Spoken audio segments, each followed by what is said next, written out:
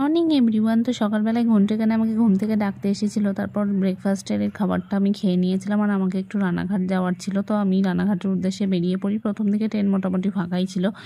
তারপর এখানে আমি ভারী কিছু বাড়ি থেকে খেয়ে আসিনি। আর ট্রেনের খাবার মানেই হয় ছোলা সিদ্ধ নয় চিড়ে ভাজা, এগুলোই আমি খাই। তো এখানে ছোলা সিদ্ধ চলে এসেছিলো, সেটাই আমি একটু খেয়ে নিয়েছিলাম।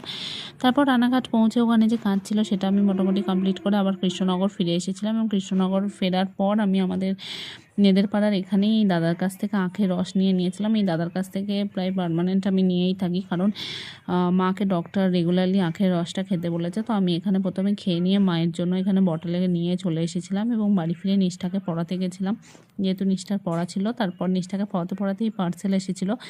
আর ফর্চুনেটলি এই পার্সেলটা দিদিরই ছিল, মানে নিষ্ঠার মায়ের ছিল। তারপর আমি ভাবলাম যে প্রোডাক্ট তো একটাই আসার কথা, এত বড় বক্সে দিয়েছে, ভাবলাম হয়তো কোনো গিফট টিফট দিতে পারে। তো তারপর খুলে দেখি না, জাস্ট প্রোডাক্টটুকুই দিয়েছিল। তো যাই হোক, ফাইনালি প্রোডাক্টটা চলে এসেছিলো। আর তারপর দিদি এখানে একটুখানি সুজির পোলাও বানিয়েছিল, তো আমাকে অনেকটাই দিয়েছিল কোয়ান্টিটিতে।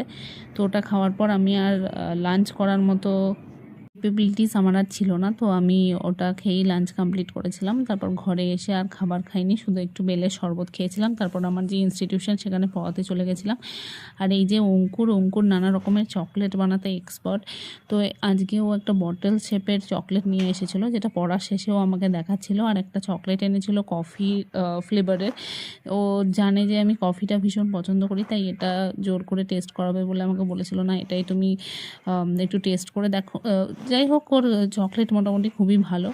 তারপর এখানে বাড়ি এসে একটুখানি দুধ কফি খেয়েছিলাম, আর রাতে গরম ভাত বানিয়েছিল, তাই আলু সিদ্ধটা মেখে নিচ্ছিলাম। আর আমি যেহেতু দুপুরে খাইনি, তো সজনে ফুলের তরকারি নানা রকম কিছু হয়েছিল। তোমাদের কেমন লাগলো জানিও। Good night.